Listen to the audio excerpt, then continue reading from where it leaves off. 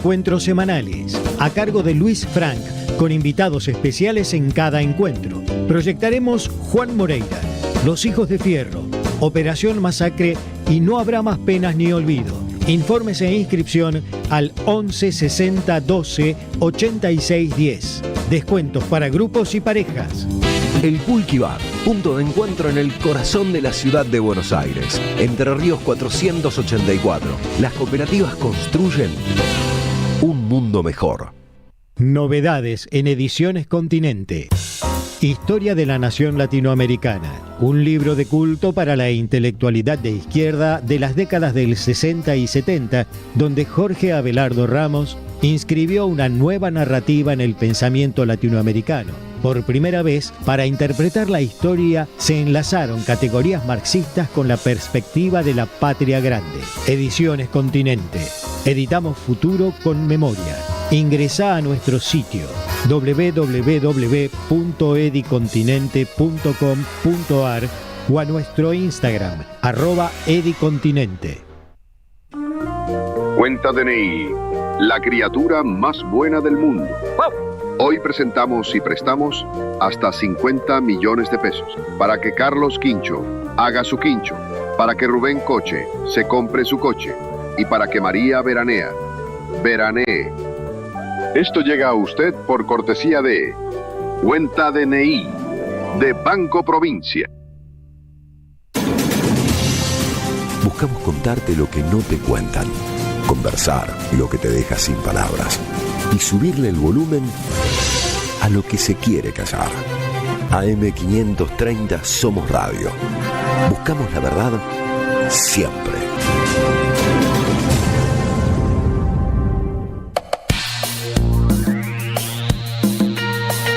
Desde cada rincón del país, hasta el pulso de las grandes ciudades,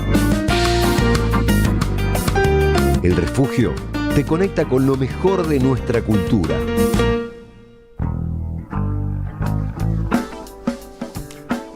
Bienvenidas y bienvenidos al Refugio. ¿Cómo les va? ¿Cómo están ustedes? Cuando comienza este programa, siempre buscamos hacer un comentario que llamamos un comentario editorial.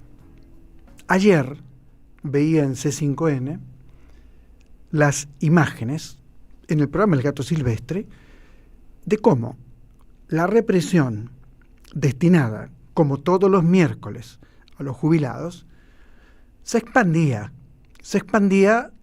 y de pronto la cámara toma a un cronista de C5N con un camarógrafo y comienzan a empujarlo y a tirar balas de goma, por supuesto, supongo, al piso, denigrándolo, corriéndolo, humillándolo, tratando de humillarlo, porque el compañero, digo compañero porque es un compañero de trabajo, ¿no es cierto?, respondía muy bien, decía, sigan filmando.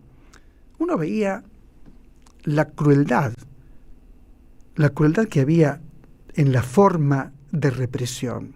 Por supuesto que no hay represiones de onda, ¿no es cierto?, pero creían que estaban de verdad en una película yanqui y actuaban para la cámara, porque la verdad que en ese momento, cuando hablo de las imágenes de C5N, no había nadie más que 3 periodistas, y sin embargo avanzaban, lo corrían, lo empujaban y tiraban, insisto, balas de goma supongo, contra el piso para amedrentarlo. Entonces pensaba, no hace falta hablar de la crueldad en este gobierno porque todos la conocemos. Pero fíjense, voy al Teatro San Martín y me encuentro con una obra cuyo título es La Piedra Oscura. ¿Con qué tiene que ver? Tiene que ver con Rafael Rodríguez Rapún, que fue el último compañero de Federico García Lorca. Ese compañero, amante, pareja, como quieras llamarle, está preso por sostener ideas democráticas, republicanas, lo van a fusilar en la mañana y se encuentra con otro hombre joven, muy, muy joven, que lo está cuidando, es decir, que aparentemente pertenece al bando franquista. ¿Qué ocurre entre ellos dos y por qué cuando veía la obra pensaba, por ejemplo, en el beso de la mujer araña? ¿Qué ocurre entre ellos dos? Uno va a morir a la mañana, el otro tiene que cuidar que no se escape. Sin embargo, a medida que avanza la acción, algo ocurre entre el soldado que lo cuida, por llamarlo de alguna manera, y el detenido, el preso, el humillado. ¿Cómo aparece García Lorca acá claramente? Claramente. Lo que le va a pedir Rampún a este joven es que por favor salve dos obras fundamentales de García Lorca. Una es El Público y otra es Así que pasen 5 años, que pertenecen a un periodo surrealista de García Lorca, muy distinto a La casa de Bernarda Alba o Doña Rosita la soltera, que son obras más realistas o bodas de sangre, si se quiere. Ahora, ¿por qué traigo la imagen de C5N y esta obra? ¿Qué hay en la escenografía? Libros, muchos libros. ¿Qué hacen las dictaduras con los libros? Los queman, los destruyen, no quieren saber nada con los libros.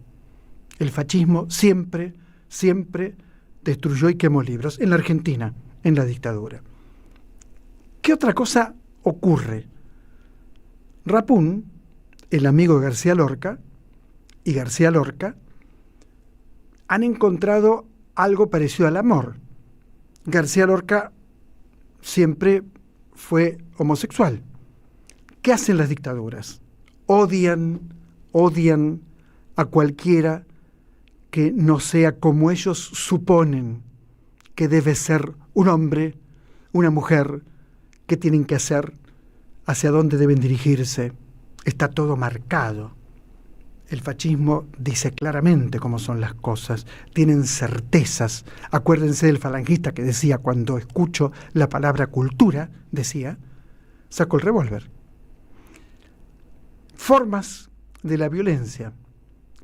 En la Argentina prevalece el odio.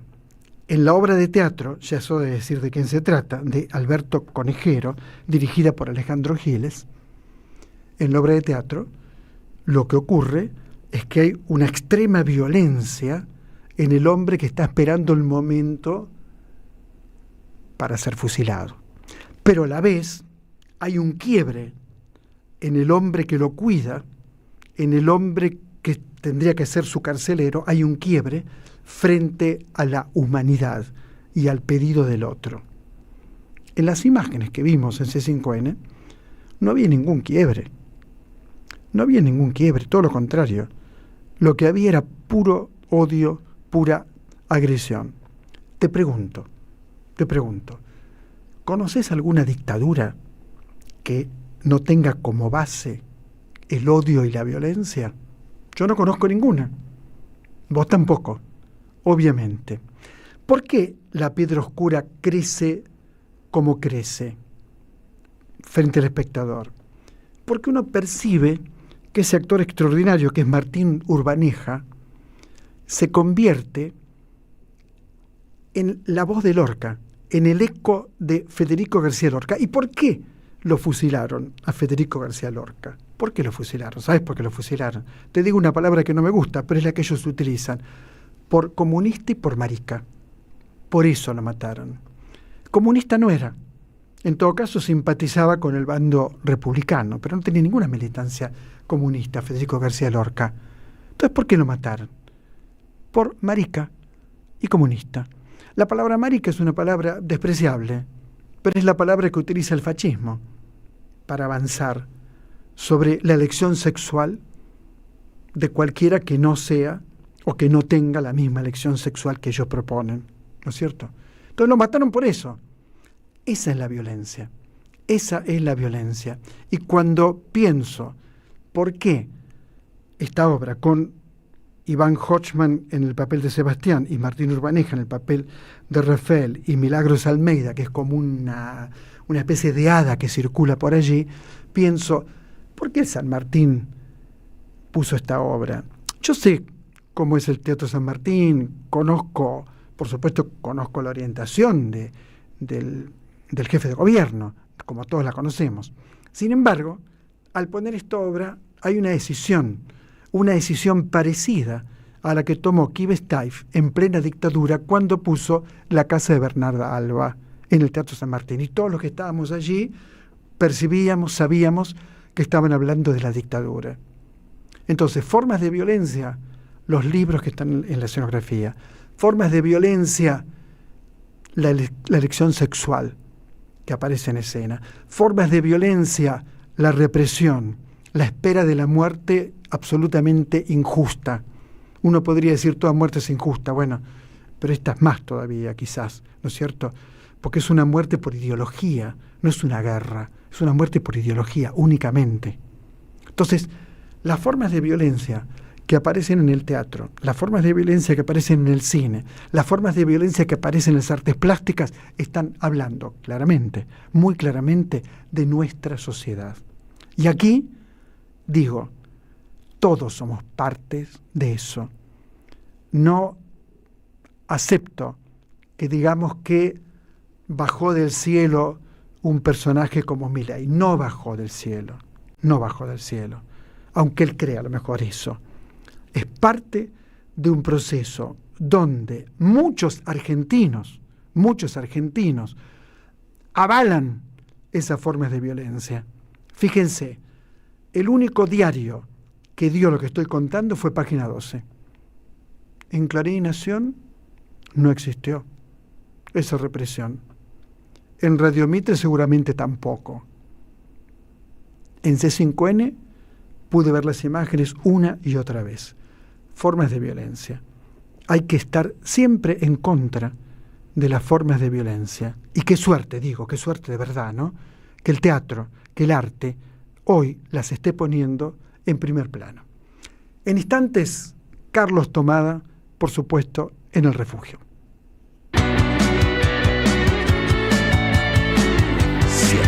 Siempre. AM530 Somos Radio.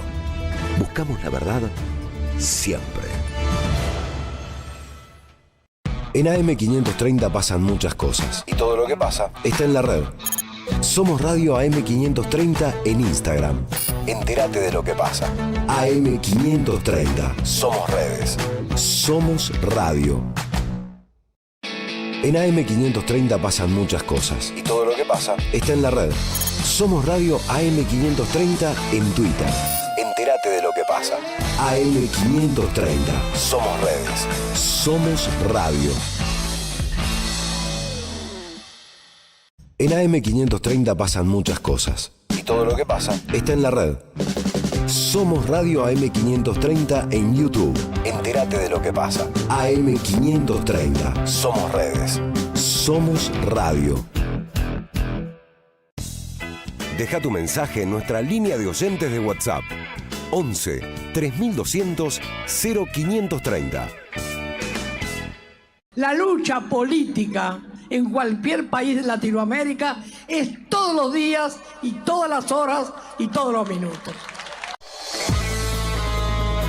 Buscamos informar, escuchar, debatir, pensar, para acercarnos entre todos a la realidad. AM530 Somos Radio. Buscamos la verdad siempre.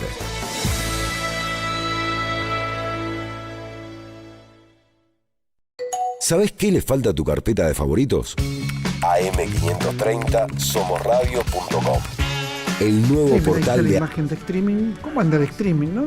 Todavía uno no se acostumbra del todo a que todo es simultáneo. La radio, el streaming, son cosas raras, pero nos sirven porque mañana, por ejemplo, si hoy no puedes seguir escuchando el programa, mañana abrís YouTube y tenés todos los programas, tenés todas las notas. Abrís Instagram y están todas las notas. Bueno, para eso sirve.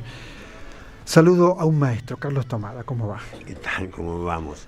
12 años de ministro de Trabajo es como un récord en la Argentina. Sí, como un récord. Pero me parece que además de la prolongación en el tiempo, fue un periodo de verdadero avance en el tema laboral, y lo notable es cómo hemos retrocedido de todo aquello que nos parecía que solamente quedaba el progreso continuo, tal vez influenciados por algo que habíamos vivido desde siempre.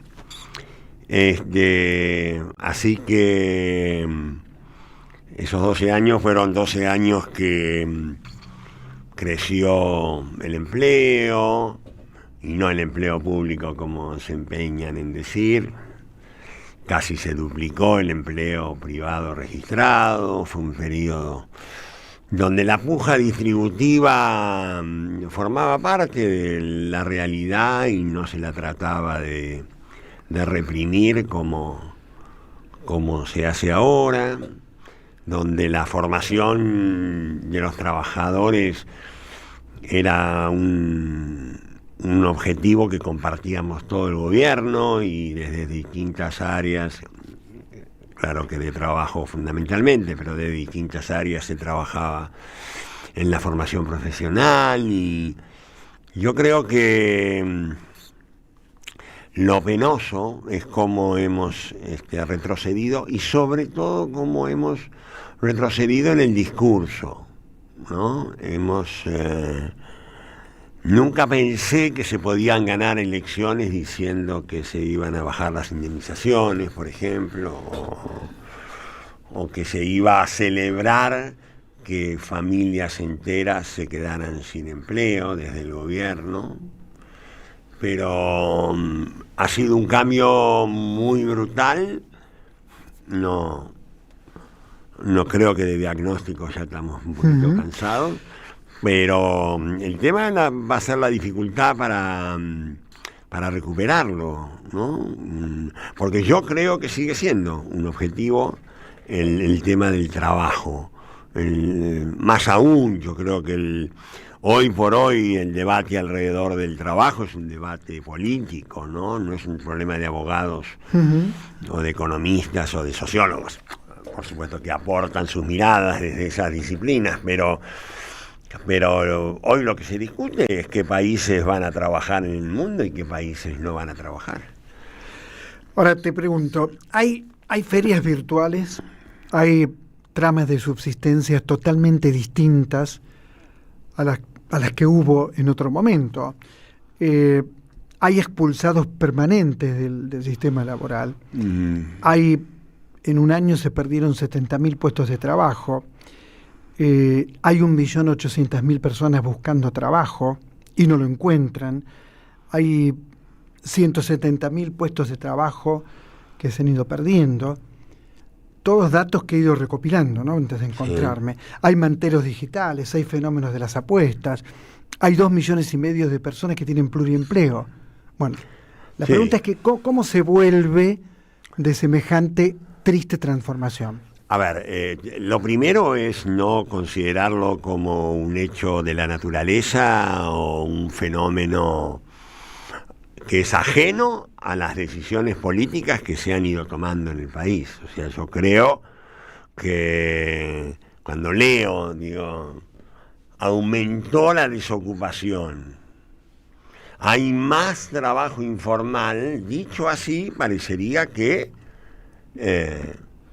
que ocurre porque es inexorable, que ocurre porque no hay una decisión atrás. Y yo creo que lo que estamos viviendo es un momento de retroceso que no creo, y no estoy dispuesto, tampoco a admitirlo, que sea definitivo.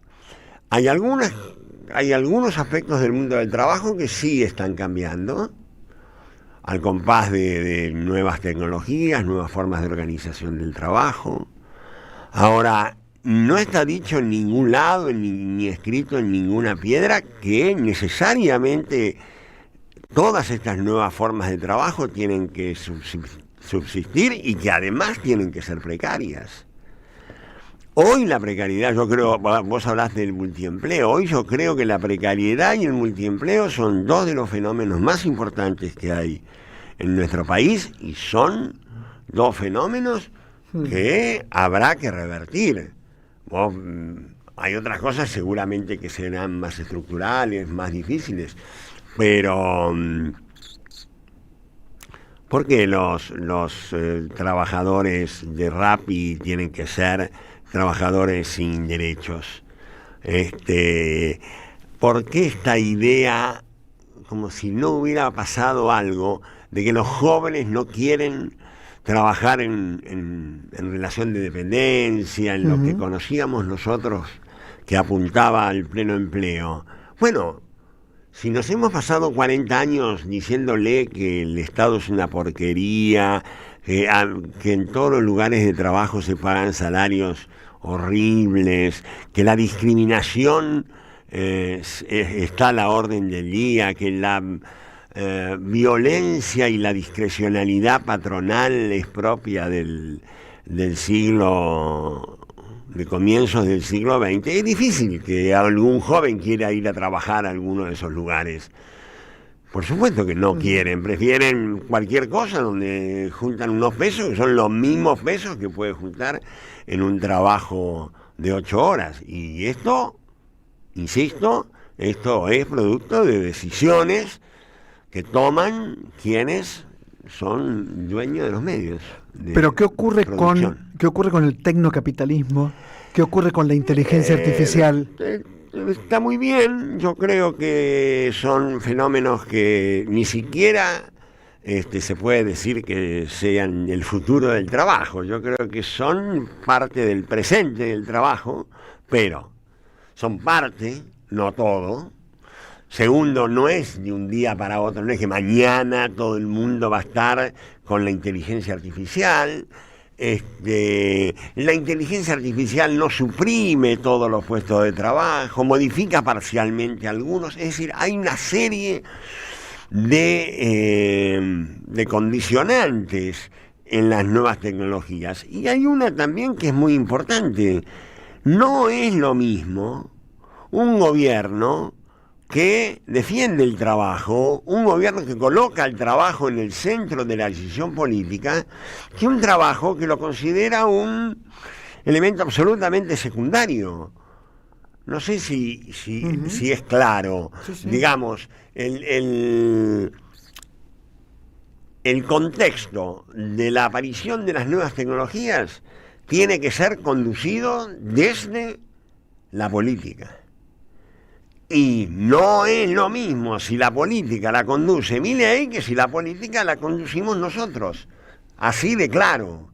Porque aunque nosotros hayamos cometido errores, nosotros no nos da lo mismo. A nosotros no nos da lo mismo el Estado porque lo consideramos reparador de desigualdades y no algo que hay que destruir desde adentro. A nosotros no nos da lo mismo la justicia social, no creemos que hay que arrasarla, creemos como cree la Organización del Trabajo que no habrá paz en el mundo si no es sobre la base de la justicia social. Entonces, me parece, yo sé que son palabras que parecen antiguas, pero tampoco me quiero comprar el discurso de las nuevas tecnologías como elemento disciplinador de los sectores dominantes. Porque las nuevas tecnologías utilizadas como amenaza, es si no hacen esto, si no trabajan salteados, si no vamos a poner robots. Paren, muchachos, paren, porque no está viendo robots y va a haber robots, pero no es una cosa de hoy para mañana. Y vuelvo a repetir. Voy a poner este ejemplo para que se entienda. El mundo ha sufrido varios cambios tecnológicos. No es este el primero. Y en todos esos grandes cambios tecnológicos estuvieron los que anunciaron que lo que venía era una catástrofe. Nunca ocurrió una catástrofe. ¿Se pasaron momentos difíciles? Sí. Ahora, ¿cuándo fueron más difíciles? A fines del siglo XIX, cuando en las minas, ¿no?, los famosos relatos de la Inglaterra industrial, donde realmente había una explotación del hombre por el hombre en el sentido más primitivo, que fue muy distinto en términos de salario, en términos de empleo, en términos de productividad, del otro gran cambio tecnológico que hubo a mediados del siglo XX, donde, bueno, era un contexto distinto, había sindicatos, había partidos populares en los gobiernos, estaba el gran temor de la Revolución Soviética, era un contexto donde no se podía hacer lo que se quiere. Entonces, yo lo que quiero señalar, y con esto termino, es, sí, se entiende lo del cambio tecnológico, pero que no lo usen como amenazas, como han hecho siempre los sectores dominantes. Antes el doctor Funes de Rioja hablaba de las pymes. Había que cuidar a las pymes, ahora. No importaba nada de las pymes, todos eran beneficios para las grandes empresas. Ahora el tema es, bueno, la nueva tecnología lo exige. No, ni una cosa ni la otra. Bienvenida a la nueva tecnología. Y para vos, ¿cuáles serían los sectores claves para tratar de salir de este estancamiento? ¿Vos decís sectores de la economía? Sí, digo la construcción, por ejemplo. Sí, me parece que... ¿Cómo se sale de este estancamiento? No voy a ser muy original, pero yo creo que por lo pronto, con un régimen macroeconómico absolutamente productivo, o sea, diferente al actual, basado en la industria, basado en los servicios de la economía del conocimiento, basado en los nuevos sectores de la minería responsable. La Argentina creo que tiene que plantearse realmente un shock de viviendas y una obra pública dirigida a facilitar la logística. Me parece que la Argentina es un país que tiene en el turismo un futuro muy importante, sobre todo porque son sectores que generan distintos niveles y tipos y calificaciones en los trabajadores. Yo creo que eso, ahora, ¿con eso solo alcanza? No, pero si recuperamos la idea de la producción, que hoy hemos perdido, porque cuando se habla fácilmente de la financiarización, a ver, ¿de qué estamos hablando cuando hablamos de la patria financiera o el crecimiento de la financiarización de los últimos años? Estamos hablando de que se hace plata con plata. El hecho productivo ha dejado de ser importante. Entonces, un empresario, si puede no tener trabajadores y hacer plata sin necesidad del trabajo, lo va a hacer. Ahora, no es ese el destino de la Argentina, no es esa la identidad de la Argentina, no es esa la identidad. Nosotros nos quieren cambiar nuestra identidad, quieren cambiar nuestros valores. Milei ha venido para claramente cambiar la matriz productiva de la Argentina en forma definitiva, de manera tal digamos, que el capital financiero sea el que mande, que con eso se debilite a las organizaciones gremiales de trabajadores y que aquello que en una época llamábamos conquistas y ahora llaman privilegios desaparezcan de la faz de la tierra. Esa es la idea. Y esa es otra Argentina. Es otra Argentina. Pero guarda, lo dice Milei, no yo. Es una Argentina que se parece a la gloriosa Argentina de fines del siglo XIX y comienzo del siglo XX. Y por favor, recordemos cuál era esa Argentina. Era una Argentina donde 500.000 familias vivían bien y el resto era un conjunto de gringos y gauchos desarrapados vagando por todo el territorio, ¿no? Ahora, la pregunta es cómo llegamos a esto. Por ejemplo, vos venís de ser embajador de la Argentina en México.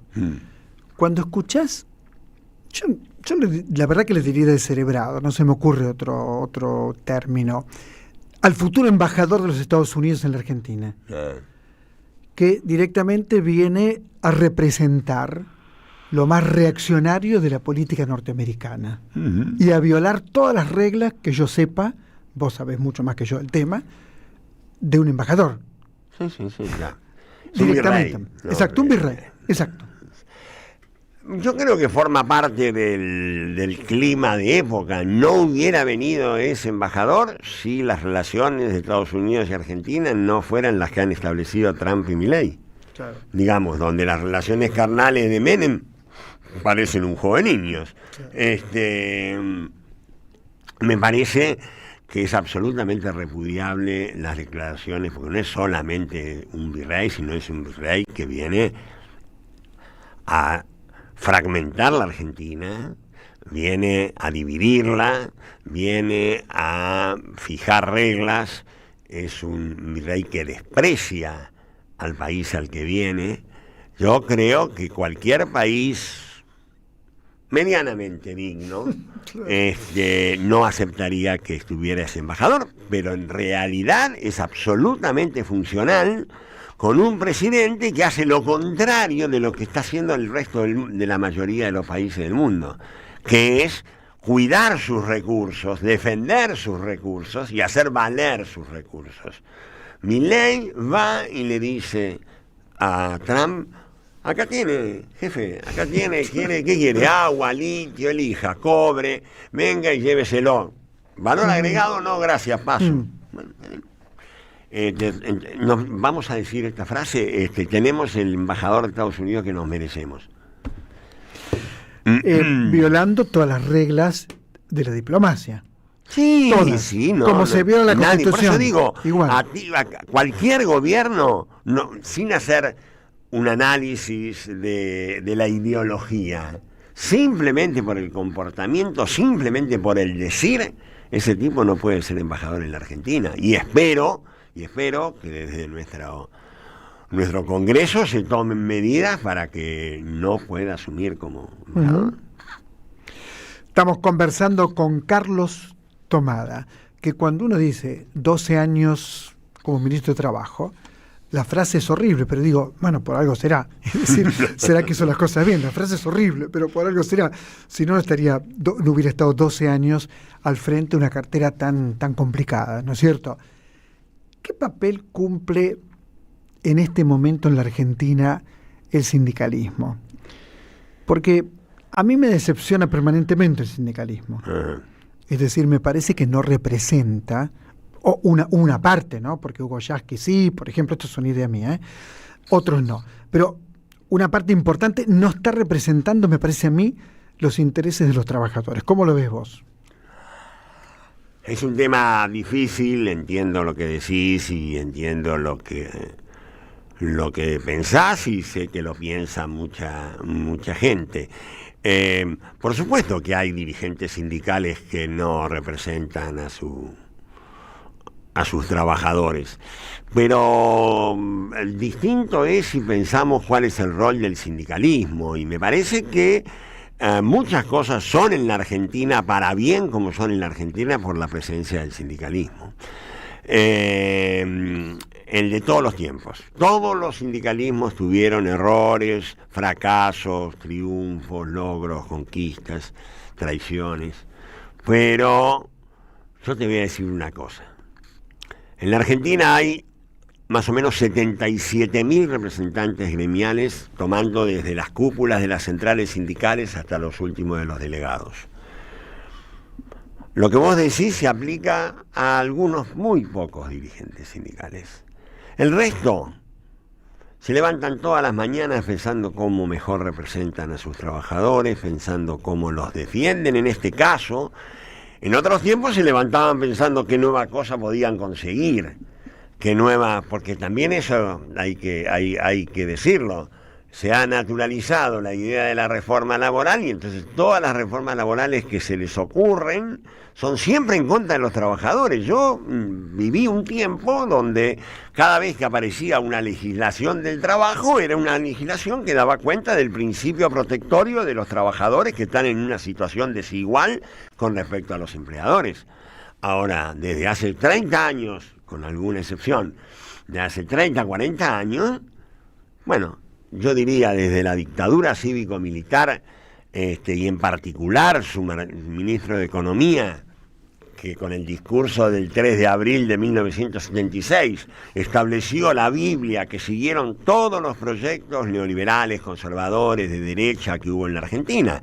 Los de la dictadura cívico-militar, los de la década del 90, Menem y Cavallo, y los de Macri. Y ahora este gobierno, todos han seguido el mismo libreto. Llegan al gobierno a hacer ajustes, a quitarle derechos a los trabajadores, con mayor violencia o con menor violencia.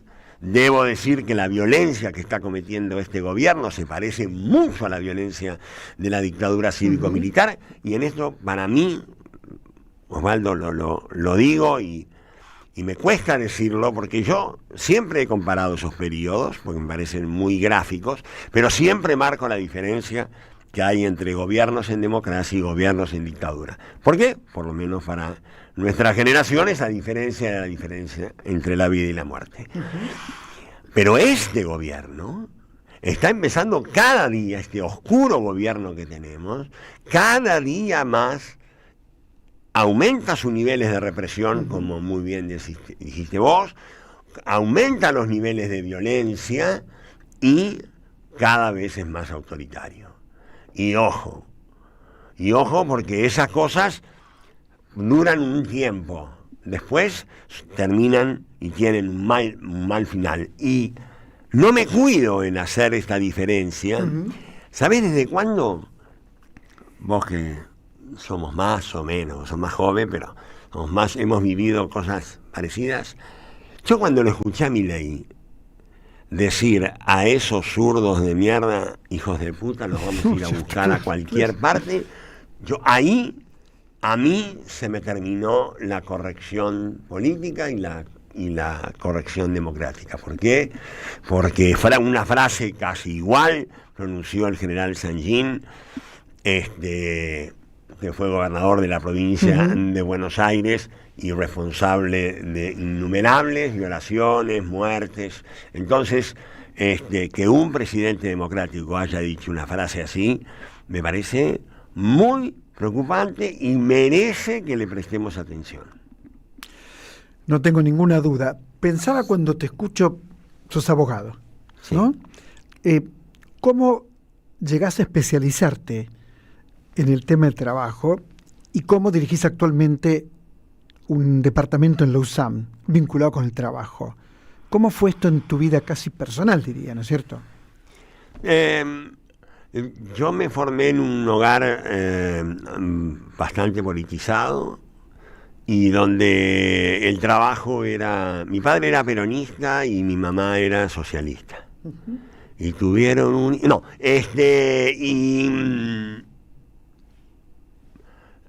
yo me acostumbré a que la cuestión social, en aquel momento se hablaba de la cuestión social, fuera un elemento distintivo, que casualmente en mi casa era el único punto en común que te imaginarás tenían mis padres, que era la cuestión social, una viniendo del socialismo, más bien cuestionando muchísimas cosas del peronismo, y mi padre, que era abogado especialista en seguridad social. Mi padre fue presidente de la Caja de Jubilaciones de los Trabajadores Rurales. Así que yo ya desde joven el tema del trabajo lo tuve presente. No te puedo decir que fue una cosa en la que me especialicé mientras estuve en la Facultad de Derecho, porque era una materia, a mí me llama tanto la atención ahora, era una sola materia donde veíamos todo el derecho del trabajo individual, colectivo, seguridad social, que hoy los chicos estudian con mucho más detenimiento. Pero que yo iba a seguir el tema laboral, estaba en mi destino. Yo trabajé en un tiempo en ELMA y trabajé en el área gremial, después me dediqué a la profesión en forma privada y me dediqué al derecho laboral y después fui funcionario en la Dirección de Relaciones del Trabajo una dirección donde se puso en marcha la negociación colectiva en democracia sobre el año 87 en el gobierno de Alfonsín. Yo fui director nacional de ese gobierno. Ujú. Y bueno, ya ahí después ya fue la actividad privada, un poco de política, estando cerca de los sindicatos en la Argentina, la política también te pasa cerca, y bueno, siempre en el peronismo, y hasta que, bueno, apareció Kirchner. ¿Vos crees que hay un individualismo tan exacerbado como parecería que hay en ciertos sectores de la sociedad? ¿Pensás que esto es extensivo en la Argentina? ¿Es cada vez mayor el desinterés que hay por la desgracia del otro? Sí, yo creo que es un fenómeno mundial, peligroso, ¿no? No lo digo como un avance social. Para mí es un retroceso. Pensar en términos individuales y no en términos colectivos, me parece que nos, como raza, como humanidad, como humanidad quise decir, nos significa un retroceso que seguramente lo pagaremos y se pagará caro. ¿Sentís que el peronismo en este momento le está hablando claramente a los trabajadores? ¿Sentís que hay una unión como hubo en otras épocas que era muy potente o no? Si yo te llego a contestar que sí a esa pregunta, se te cagan de risa a todos los oyentes, los que tengas, así que voy a tener el cuidado de no ahí se ríe, ¿viste? Sí, también. No, yo creo que, a ver, clarito, el peronismo ha perdido su identidad, la ha ido perdiendo su identidad. No creo que sea definitiva, o en todo caso desaparecerá el peronismo. El peronismo nace a la historia con una claridad absoluta de dónde se debería parar, a quiénes iba a representar, a quiénes iba a defender y quiénes eran su sujeto histórico. Bueno, hoy eso está en discusión. Ha cambiado el sujeto también, todos estos datos que vos dabas sobre el empleo, pero también el individualismo, me refiero, todo eso forma un contexto al cual el peronismo tendrá que encontrar una respuesta y una propuesta. Por eso, yo creo que si bien, digamos, el movimiento nacional y popular se ha opuesto al gobierno de Milei muy claramente y muy homogéneamente, salvo algunas muy breves excepciones, sobre todo en el Parlamento. Creo que ha habido un buen criterio, buena conducción. Me parece que todavía no somos alternativa. Todavía no hemos sido capaces de construir la alternativa que dé cuenta de cómo nuevamente pasamos a representar a aquellos que eran y seguirán siendo los más vulnerables, los más vulnerados, los humildes, los trabajadores y las trabajadoras. Carlos Tomada, un placer, ¿eh? Muchas, pero muchas gracias. No, gracias a ustedes por la posibilidad de... Yo valoro mucho estos espacios porque creo que hay que hablar mucho. Nosotros tenemos una gran tarea por delante, que es reflexionar, autocriticarnos, que quiere decir criticarnos a nosotros mismos, no a nuestro compañero. Claro. Y creo que de estas conversaciones, de estos intercambios, finalmente va a surgir una propuesta que nos están demandando y que todavía no sale. Mientras tanto, nos movilizaremos. Muchas, pero muchas gracias. Gracias. Carlos Tomada en El Refugio. Enseguida volvemos. Deja tu mensaje en nuestra línea de oyentes de WhatsApp. 11 3200 0530. Somos Radio AM 530. Dos mujeres, Dos historias unidas por un mismo hombre. Julio Argentino Roca, El grito y el silencio. De Selva Palomino, un homenaje teatral a todas las mujeres que luchan, porque la memoria no se apaga y las voces no se callan. Viernes a las 20:30 en Andamio 90, Paraná 660. Entradas por Alternativa Teatral. El destino de tus vacaciones está en Turismo Cabal. Viví los momentos que querés, con viajes armados a tu medida, con las mejores ofertas y los paquetes que buscas, con más de 35 años de experiencia. Entra en www.turismocabal.com.ar y encontrá las vacaciones que necesitas. Turismo Cabal, seguridad en viajes. Destinada a la cartera de consumo. Más información en www.turismocabal.tour.ar.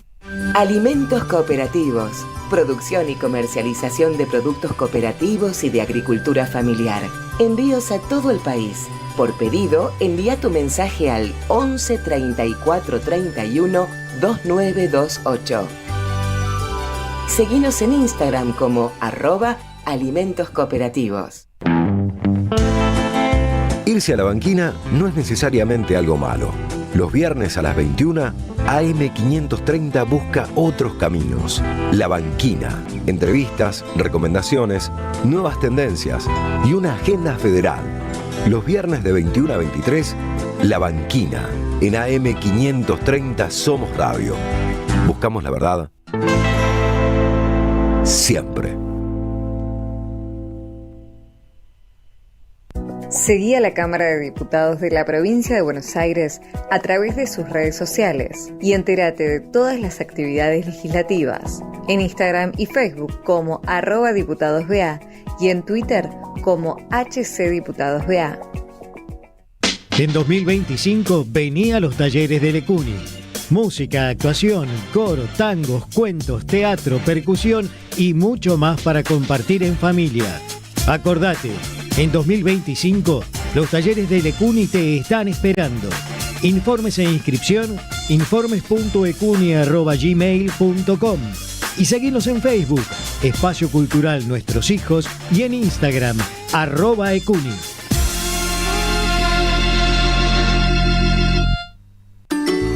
Este invierno viví unas vacaciones divertidas en toda la provincia, del sábado 19 de julio al domingo 3 de agosto. Disfruté de actividades para infancias, adolescentes y jóvenes. Con entrada libre y gratuita, te esperamos en cada región cultural.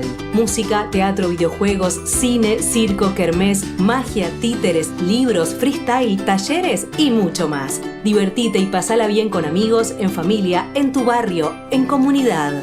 Busca todas las actividades en institutocultural.gba.gov.ar. Instituto Cultural, Gobierno de la Provincia de Buenos Aires. AM530 Somos Radio. Buscamos la verdad siempre. Vuelve Cocinando con Elisa en su cuarta temporada de éxito.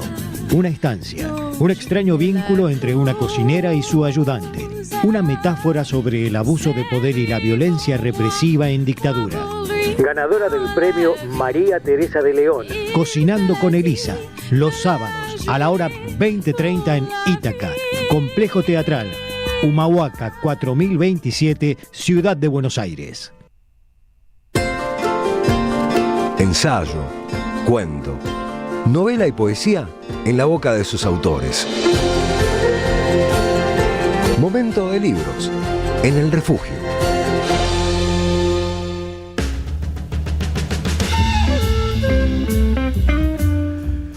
Bueno, nuestro teléfono 11 3200 0530, 11 3200 0530. Pero claro, ¿no es cierto?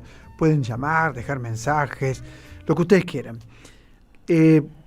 Vamos del mundo del trabajo a Jorge Luis Borges, que está con nosotros, pero en realidad está Baccaro. Con Borges es complicado que esté, pero Baccaro es como el hombre que más sabe de Borges en la Argentina, el biógrafo más importante de Borges en el mundo.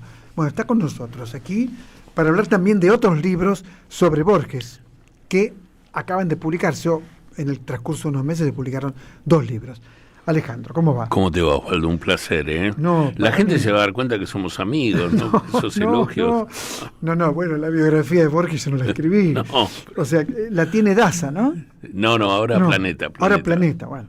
Primero Daza, después Planeta, y sigue su curso. Sí. Es impresionante. Sí, es un libro que permanece por obvias razones, ¿no? Es atemporal, ¿no? Así que siempre está. Antes de preguntarte por los libros concretamente, escuché, porque me lo dijiste al pasar, que venís de China. Sí, acabo de llegar hace unos días. ¿Y? Bueno, fui invitado por los chinos. Los chinos me nombraron embajador de comunicación voluntario de la República Popular de China. O sea, ellos ¿qué es lo que buscan? Ellos te invitan, te atienden espectacularmente bien y te muestran, bueno, todo las grandes cosas que hacen, que han hecho, que están haciendo, y uno se transforma voluntariamente en un embajador de comunicación, porque uno viene y cuenta cómo viven, cómo están. Por supuesto que un par de semanas siempre es limitado, uno va con un programa de actividades, no es que... Pero también hay momentos que estás solo, que puedes salir a caminar, que puedes salir a andar, que puedes hablar con quien quieras. No hay esa... Y la verdad fui con mi hijo Juan, que está acá conmigo, y hemos visto cosas maravillosas, realmente extraordinarias. Llegaste a China primero con Borges. Sí, fui... tuve una entrevista importante con el presidente de la Sociedad de Escritores Chinos, porque estamos intentando que en algún momento China sea el país invitado de honor de la feria, y queremos invitar para el año que viene al premio Nobel chino, a Mo Yan, para que venga a la 50 feria nuestra del año que viene, ¿no? Tengo una pregunta de ignorante. Borges está traducido. Sí, están las obras completas. Por supuesto, están las obras completas. Sí. Yo siempre digo, cuando a un escritor en otra lengua le traducen y editan las obras completas, eso ya es un título de certeza de que hay buena calidad literaria, ¿no? Porque a veces un libro, por ejemplo, bueno, uno la pega con un libro y el libro sí es traducido, camina, anda por 20 idiomas, por 25, pero cuando son las obras completas, eso es una trayectoria. Eso es llevar al Borges de todas las épocas, de todos los años, al Borges poeta, al Borges ensayista, al cuentista.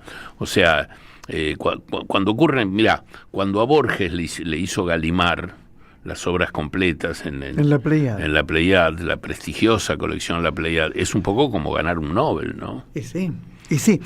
¿Cómo será en chino? No tengo la menor idea. Y yo tampoco. No, claro. Pero digo, tuvo que haber un traductor, ¿no es cierto? Convertir esa prosa única en chino, en el equivalente en otro idioma, ¿no? En mandarín, supongo. Sí, en chino mandarín, y bueno, es difícil pensar estas cosas. China es un país muy extenso, 1.500 millones de tipos, es muy difícil entender eso, ¿no?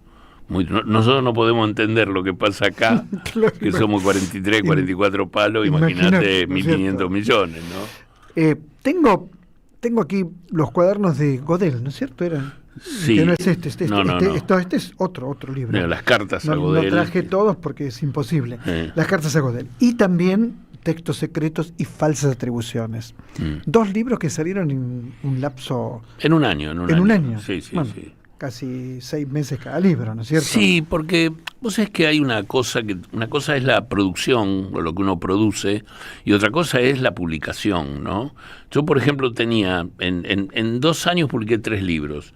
La edición definitiva de la biografía, Borges, Vida y Literatura, este libro de Textos secretos y las cartas a Godel. Pero son libros que uno viene trabajando por años, ¿no?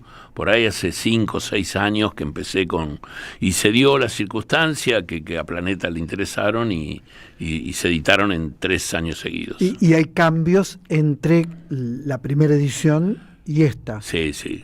Hay muchos cambios. Buscamos, agilizarlo un poquito más y también incorporar las novedades, las cosas que hace 25 años no sabíamos. Cuando uno ve todo lo que has hecho, por la literatura argentina, por Jorge Luis Borges, ¿no es cierto? digamos, si hay un escritor que es nuestro Homero, es Jorge Luis Borges, obviamente. ¿Cómo surge esa vocación? No, la vocación es como lector. O sea, yo Por en eso, los pero años... digo que eres un joven que empezó a leer a Borges. Bueno, era un joven lector. Yo con un grupo de amigos, amigas, nos juntábamos para intercambiar libros, para comentarnos libros. Che, ¿qué leíste? Bueno, tal cosa, qué sé yo. Y un día leí a Borges por obra del azar, ¿no? Sin duda. Y la verdad que me pareció un escritor distinto, ¿no? De lo que yo venía leyendo. Yo tenía 20 y tantos años, hace 50 años de esto. Y bueno, ahí ya, digamos, fue como uno podría decir un amor a primera vista, ¿no? Cuando vos lees y ves unos textos que decís, esto no tiene nada que ver con lo que yo venía viendo, leyendo, indagando. Y bueno, ahí empecé a leerlo cada vez con más profundidad. Bueno, y después la vida me llevó, ¿no? O sea, involuntariamente fui por ese camino. Después empecé a formar la colección Borges, que hoy tiene 30.000 piezas y que es, bueno... 30.000 piezas. 30.000, sí. ¿Qué incluye? Bueno, libros, revistas, manuscritos, fotos, objetos, en fin, es recortes, es muy variado, hay de todo y está todo actualizado. O sea, cualquier libro que salió ayer, hoy ya lo tenemos. ¿Esa es tu colección? Sí, es una colección que yo comparto con Alejandro Ruemers. Él es el socio mayoritario de la colección y ha hecho un aporte muy importante como mecenas para que la colección creciera, sobre todo en el ámbito de los manuscritos, que son realmente, casi diría, prohibitivos para la economía de cualquier mortal, ¿no? Y por otra parte, eso quedaría para futuras generaciones. Bueno, esta es la idea que tenemos, ¿no? O la idea que tiene Alejandro es que esto quede en manos del Estado, ¿no? A través, no sabemos de qué gobierno, pero... Claro, por favor, que... algún gobierno que se muestre democrático, solidariamente interesado con que esto esté acá, que a ninguno de los dos se nos ocurre que la colección se va a ir del país, jamás. No creo que ni para él ni para mí hay ni plata ni nada que pueda pagar eso, porque nosotros queremos que se quede acá. Es, como vos bien dijiste, Borges es nuestro Homero, nuestro primer escritor, un hombre de una trascendencia internacional impresionante, basada en prestigio, ¿no? O sea, se lee en China, en Corea, en la India. Hace 2 años estuve en la India, y yo siempre digo, a mí me invitan por Borges, porque yo me he dedicado a Borges. Y bueno, hay gente interesada en saber qué piensa uno o qué opina de la literatura de Borges, pero el monstruo es él, digamos, ¿no? ¿Hay un Borges que te interese más que otro? Digo, el ensayista, el cuentista, el poeta. No. Entro a veces por una cosa, otras veces por otra. No deja de sorprenderme nunca ninguno de los 3 géneros que él cultivó. A veces leo un ensayo y digo, uy, qué divino, qué bien escrito que está, o un cuento, esos cuentos, esas narraciones cortas, breves, tan intensas, tan sintéticas. Y a veces cuando llego a la poesía disfruto, digo, si el día que me muera me llevo en la cabeza 20 o 25 poesías de Borges, voy a estar muy tranquilo en el más allá. La brevedad, ¿no? Por ejemplo, el otro día releía El otro simulacro, que son 2 que se tenían bronca, entonces los degüellan. El otro duelo, y hacen una carrera. Sí. Qué bien que me corregiste, el otro duelo, tenés razón. Y hacen una carrera. Y tiene, por ahí, 20 líneas tiene el texto. No, bueno, él es el padre de la síntesis, ¿no? Yo creo que él... O ahí el simulacro. Bueno, el simulacro sí, el simulacro es lo de Vita. El hombre, y Perón, el hombre peinado con gomina, en un pueblo de algún lugar. El Chaco. Y la gente va ahí, ¿no? Son 20 líneas. No, yo creo que, vos fíjate que un ejercicio, yo he dado muchos cursos sobre Borges, y a veces le digo a la gente que tiene la deferencia de venir a escucharme, le digo, bueno, hagamos un ejercicio, intentemos en un poema de Borges cambiar una palabra. Y es imposible, no encontrás una palabra mejor. Lo pensás 10 días, 15 días, un mes, y no te aparece una palabra mejor que la que él usó. Es maravilloso, ¿no? El otro tema... presidente de la Sociedad Argentina de Escritores, de la SADE. ¿Cuánto tiempo? Y ya llevo casi 16 años. Contanos. No, la SADE es una institución centenaria. En el año 2028 cumple 100 años, estamos cumpliendo ahora 97. Es una entidad federal, o sea, nosotros tenemos 84 filiales en todo el país. Y bueno, tuvo sus noche oscura hace alrededor de 20 años. Y bueno, afortunadamente un grupo de dirigentes nos ocupamos y la pudimos sacar adelante. Y hoy disfrutamos, ¿no?, de ese hermoso edificio que tenemos en la calle Uruguay, de la casa de la calle México, donde estuviste vos el jueves pasado en la preciosa celebración del libro de Vicente Batista, ¿no? Premio Rómulo Gallegos, que no me canso de decirlo. Viene el jueves aquí en el programa. Sí, ahora fue a recibir el premio, así que va a venir con el premio. Lo puede poner aquí. Y que es maravilloso, ese es un premio muy, muy importante, lo han ganado los grandes, García Márquez, Vargas Llosa, Piglia, en fin, los grandes, y que lo haya ganado Vicente, que además lo adoro, es un amigo. Muy buen tipo, además. Y bueno, la SADE está creciendo, nosotros tenemos un proyecto en este momento, estamos intentando que nos apruebe el Ministerio de Educación el proyecto de hacer una universidad de letras con fuerte acento en la literatura argentina y en nuestra lengua. Y bueno, ese es un proyecto ambicioso que tenemos. Hemos reformado el edificio de la calle Uruguay, lo hemos dotado de aulas, salas, auditorio, como para que pueda funcionar en una primera instancia la universidad ahí. Y así que estamos muy entusiasmados y seguimos trabajando con diplomaturas. Hacemos diplomaturas de literatura general, de literatura infantil y juvenil, hacemos un seminario de poetología y cada vez tenemos más alumnos, ¿no? En este momento estamos con unos 150 alumnos que durante todo el año y a través de un Zoom reciben estas clases que dan profesores destacados que hemos convocado para esta actividad. Bueno, viene una pregunta difícil porque él es Jorge Luis Borges, no tiene todo el conocimiento de Borges, pero ¿el hombre está en la dirección de Boca o me equivoco? No ahora, en este momento. ¿De Boca Juniors?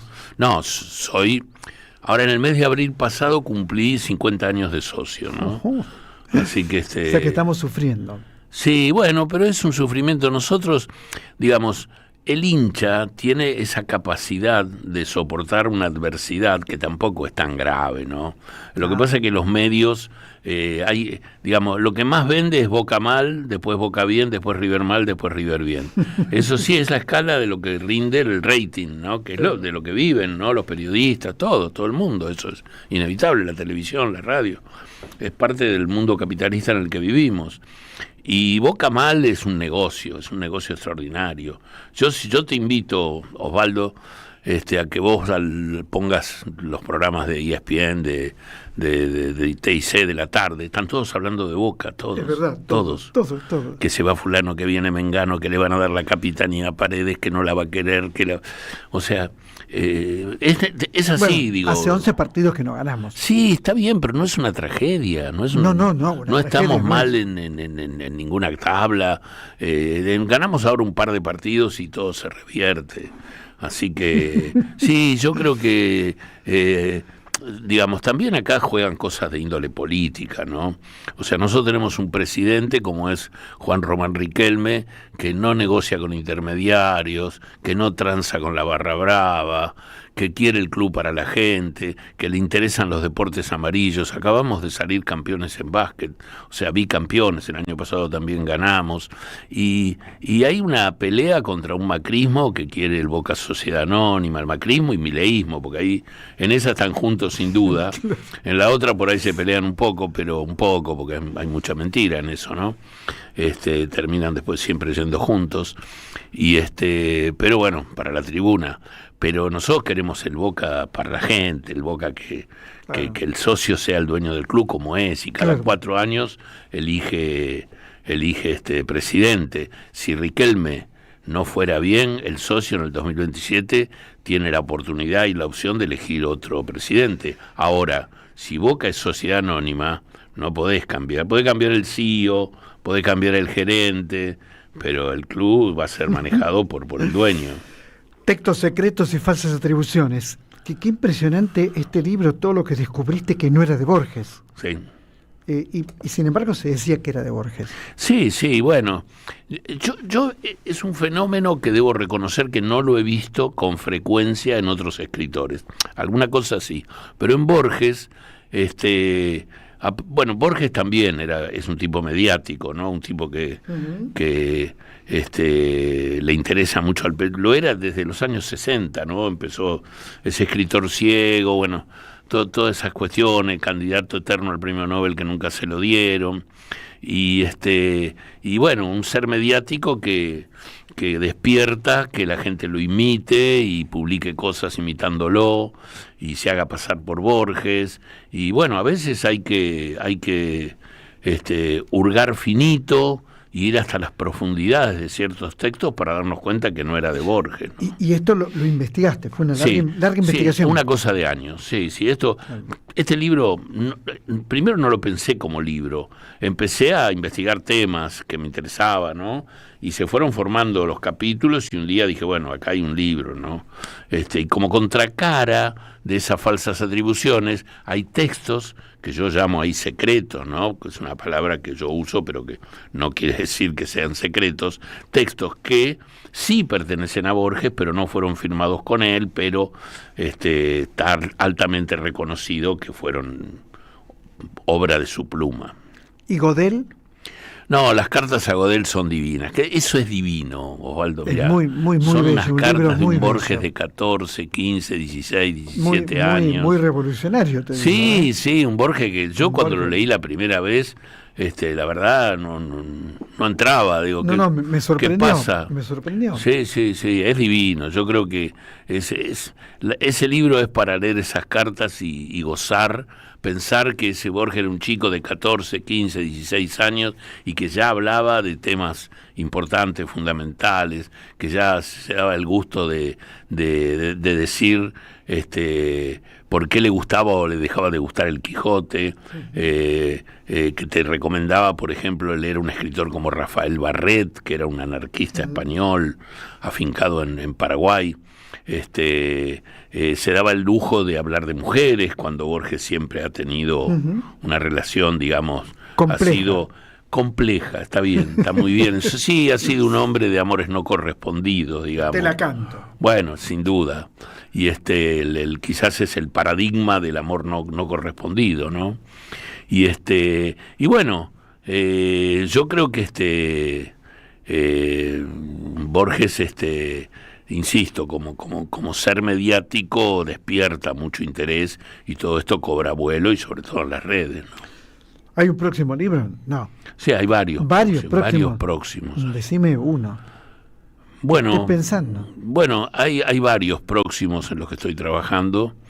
Estoy haciendo un libro que la verdad que me gustó mucho, me falta bastante poco, que es sobre la casa de México 524, que es la casa que tiene la SADE ahí en el barrio de San Telmo. Una casa con mucha historia. Felicitas, ¿no? Felicitas Guerrero, exactamente. Ahí nació y fue velada Felicitas Guerrero. Y está toda la historia con Álzaga, hay toda una historia muy, muy hermosa, muy linda, ¿no? Claro, la mata un novio despechado. La mata un novio despechado, Alfredo Campo, que él vuelve de Europa y le dice, bueno, vine para que nos casemos. Y ella le dice, no, mirá, yo ya me enamoré de otro tipo, vos estuviste afuera. Claro. Y el tipo saca un revólver y la mata, ¿no? Una cosa espantosa. Este lugar está conservado, ¿no es cierto? ¿El aljibe es el aljibe? El aljibe es el aljibe original. Qué impresionante. Había dos, uno en cada patio. El otro está en la esquina donde hace esquina Guido con Montevideo, justo en la esquina del otro edificio de la SAD en la calle Uruguay. Pero la casa está tal cual estaba en 1860, cuando en la época Felicitas nació un poquito antes, cuando, digamos, se mudaron ahí los Guerrero. Los Guerrero tuvieron 11 hijos, uno de... La mayor era Felicitas, y se mudaron a esa casa que para un matrimonio con tantos hijos y con personal de servicio era adecuada, ¿no? Alejandro Vaccaro, un placer como siempre. Muchas gracias. Gracias a vos, Osvaldo. Bueno, el placer pronto, es mío. Dale, cómo no, por supuesto. Dale, abrazo. Alejandro Vaccaro en El Refugio, por supuesto. Ya venimos, En AM530 pasan muchas cosas y todo lo que pasa está en la red. Somos Radio AM530 en Instagram. Entérate de lo que pasa. AM530. Somos redes. Somos radio. El sabor que te acompaña es Café Bantú. El aroma en la mañana de Café Bantú. Bantú. El sistema colonial develado de Jean-Louis Bastey, un libro clave para comprender los pilares centrales del colonialismo en la pluma del que fuera el principal teórico de la revolución haitiana, con un estudio preliminar del historiador argentino Juan Martínez Pería. Conseguilo en librerías y en edicionessicus.com.ar. Te esperamos en nuestra librería Café de Adolfo Alsina 685, Capital Federal. Ediciones Sicus. Libros para una cultura de la integración. Los fines de semana de la 530 son comunitarios y latinoamericanos. Pablo Ovin y equipo hacen Al Carajo. Sábados y domingos a las 6 de la mañana en Somos Radio. AM530. Construimos comunidad. Buscamos la verdad siempre. Te esperamos en el Centro Cultural de la Cooperación Floreal Gorini para disfrutar de teatro, danza, música, espectáculos para las infancias, conferencias y presentaciones. Podés compartir un rico café o leer un buen libro en la calidez de nuestra planta baja. Recorre nuestra agenda en www.centrocultural.coop y seguinos en las redes sociales. Comprando las entradas con tarjeta Cabal Crédito o Débito accedes a un 50% de descuento.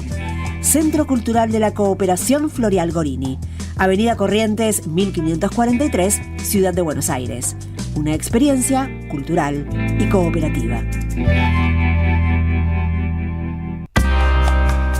Dos mujeres, dos historias unidas por un mismo hombre. Julio Argentino Roca, El grito y el silencio.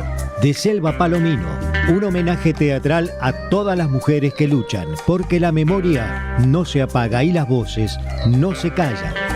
Viernes a las 20:30 en Andamio 90, Paraná 660. Entradas por Alternativa Teatral. Buscamos informar, escuchar, debatir, pensar, para acercarnos entre todos a la realidad. AM530 Somos Radio. Buscamos la verdad siempre. Cuando cae la noche, el mundo de la cultura encuentra su lugar en El Refugio.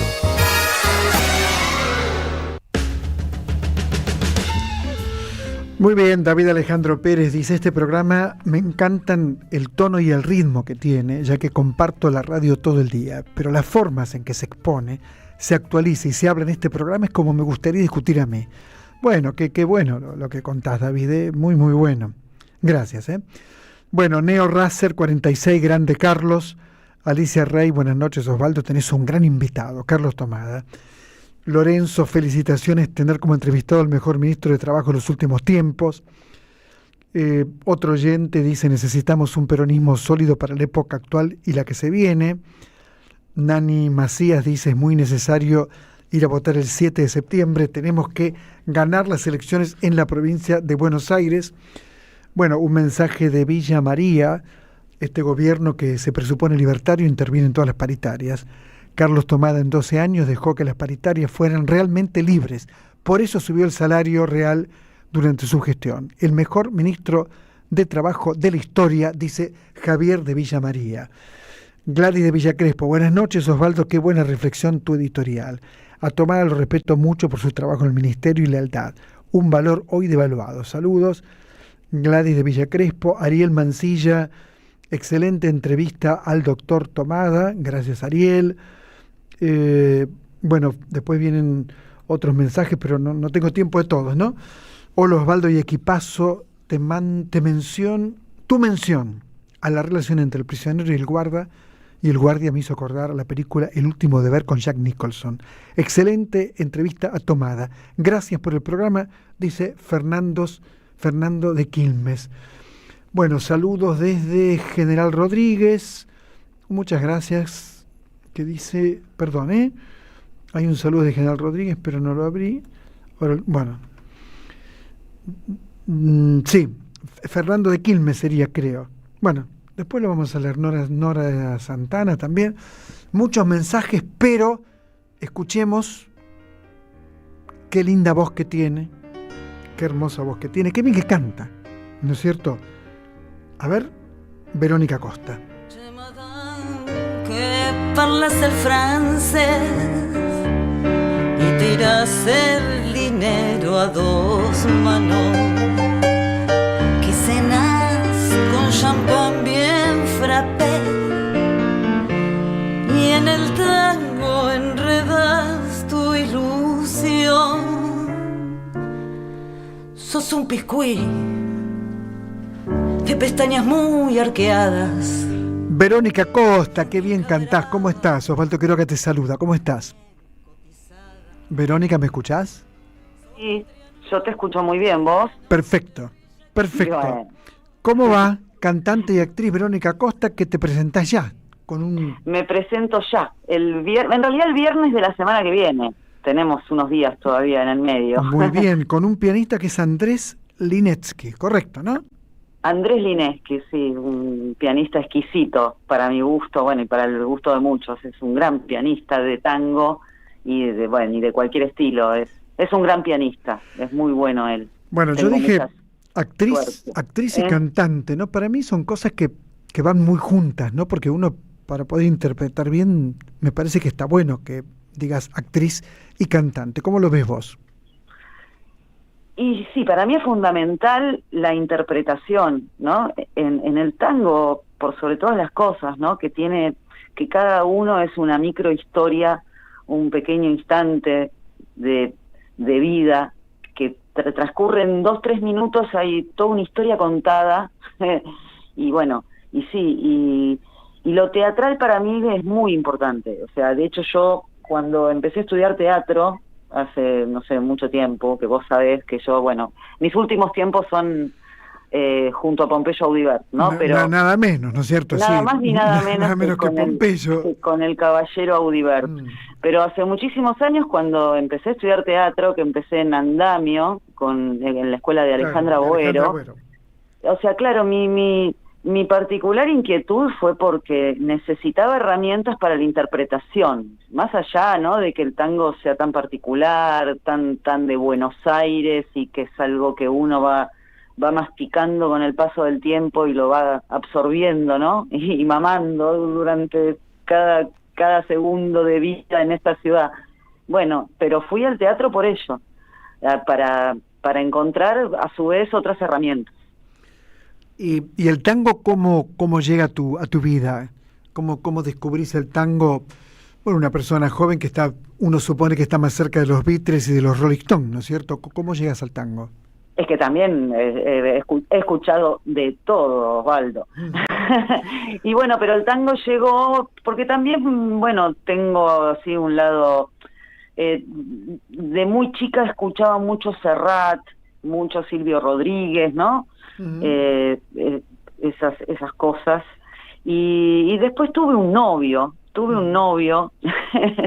cuando yo tendría unos 20 años por ahí. ¿Que cantaba tangos? No.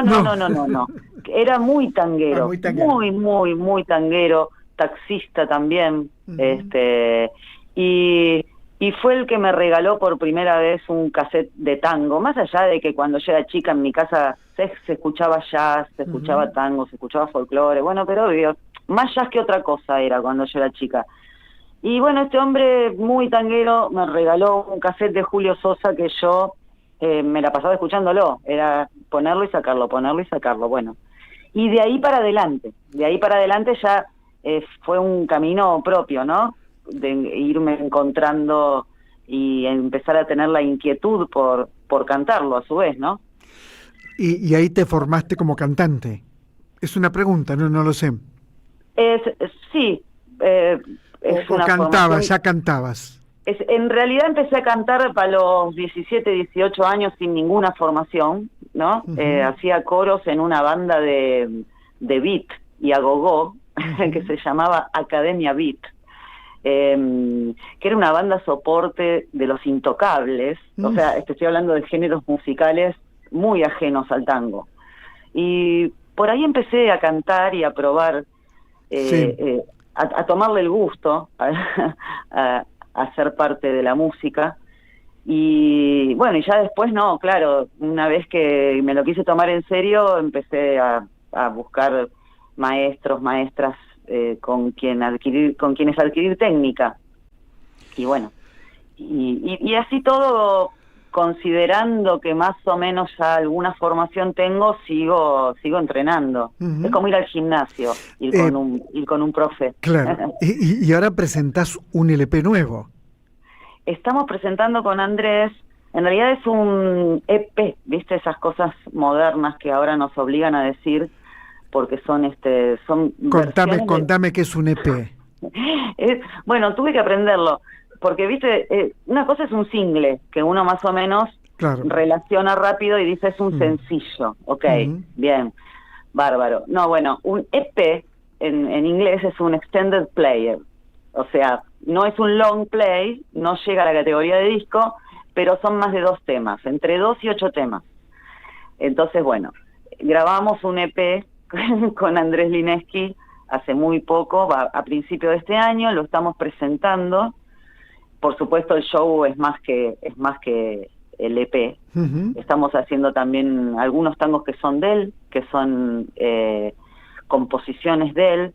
Uno de ellos es, una perlita que cuando él me lo mostró, inmediatamente tuve ganas de hacerlo, porque es con letra de María Elena Walsh. O sea que juntos, él y María Elena, cuando él me lo cuenta, se emociona mucho siempre, fueron a registrarlo, o sea, él tuvo el permiso y la bendición de María Elena para que él hiciera eso, y bueno, y para mí es un honor poder hacerlo a su vez.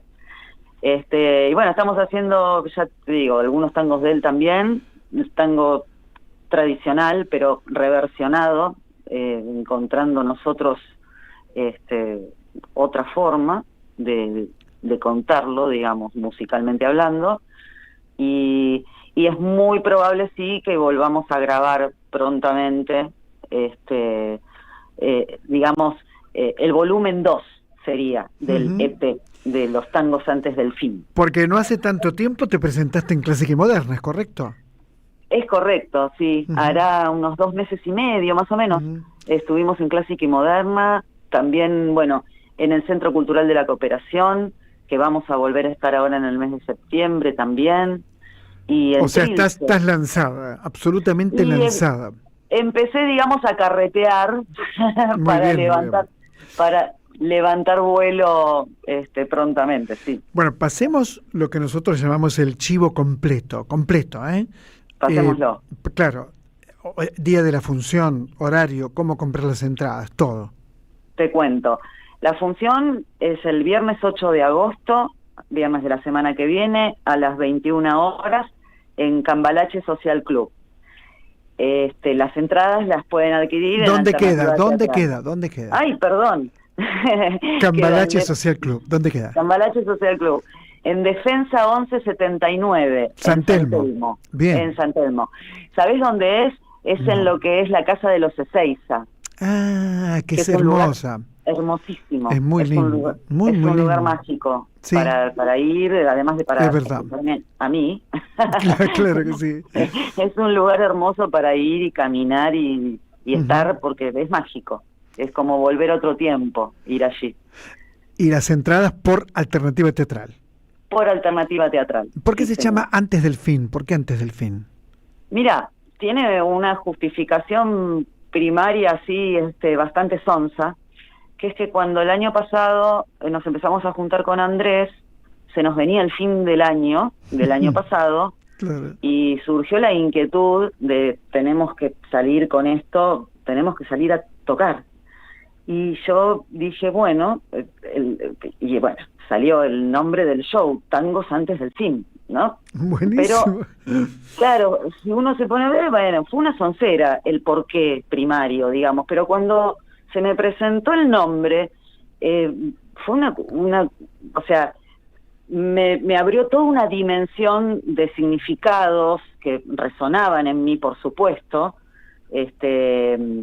porque lo percibo y lo siento como muy poético, el tango, el antes del fin. Y lejos de ser fatalista, ¿no? O sea, entiendo todos los finales, o sea, es algo que me obligó a reflexionar, ¿no? Encontrar un título así. Y lejos de ser fatalista, bueno, yo entiendo los finales como siempre una oportunidad de recomenzar y de renacer. Entonces, es como un momento de cambio, de metamorfosis vital prácticamente, ¿no? En el que uno, al atravesar un final, está dispuesto a que algo cambie. Y el principio es el viernes 8 de agosto, Defensa 1179, San Telmo, Defensa 1179, lo dije bien, ¿no es cierto? Perfecto. En San Telmo, Cambalache se llama, ¿no? El lugar. Cambalache Social Club. Perfecto, entradas por Alternativa Teatral. Verónica Costa, excelente cantante, nos vamos escuchándola, te mando un fuerte abrazo. Igualmente, Osvaldo, un abrazo enorme para vos y para todos tus oyentes. Dale.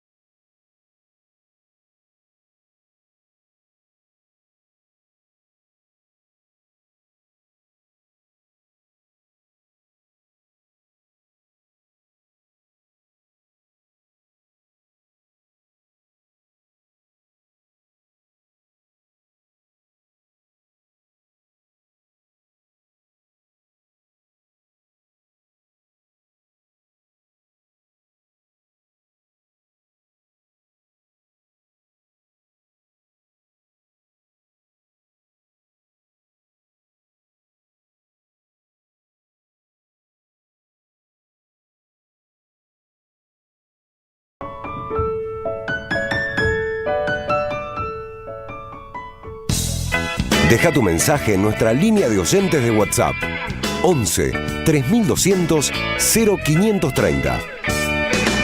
Somos Radio AM530. Dos mujeres, dos historias unidas por un mismo hombre. Julio Argentino Roca, El grito y el silencio.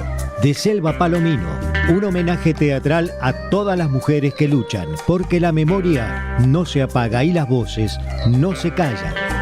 Viernes a las 20:30 en Andamio 90, Paraná 660. Entradas por Alternativa Teatral.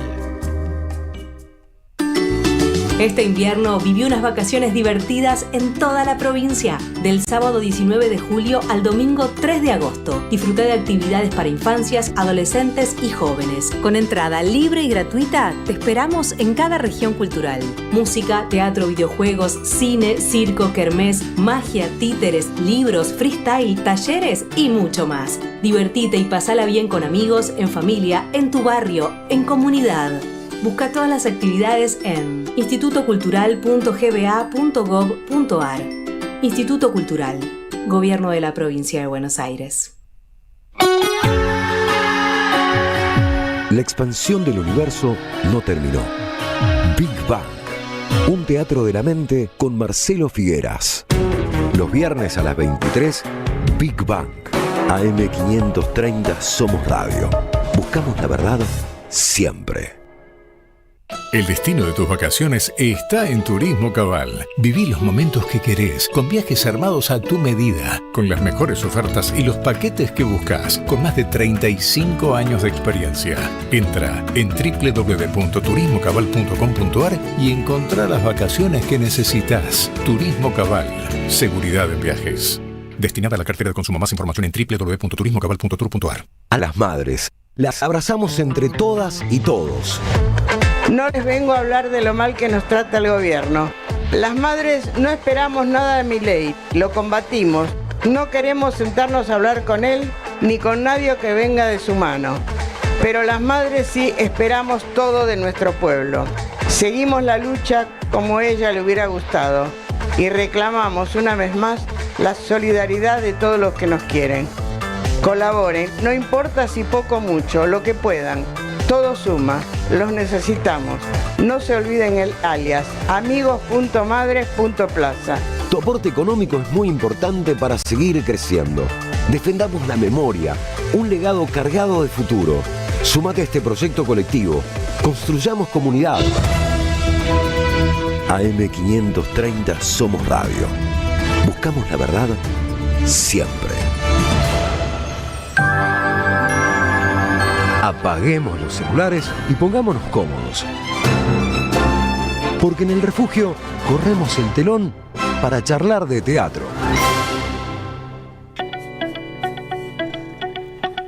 Qué bueno saludar a Larisa Rivarola. ¿Cómo va, Larisa? ¿Cómo estás?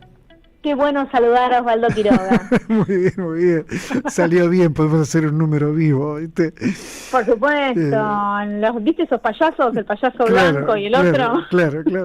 Entonces sería La Bella y la Bestia, más o menos. La génesis del Teatro Nacional. Claro.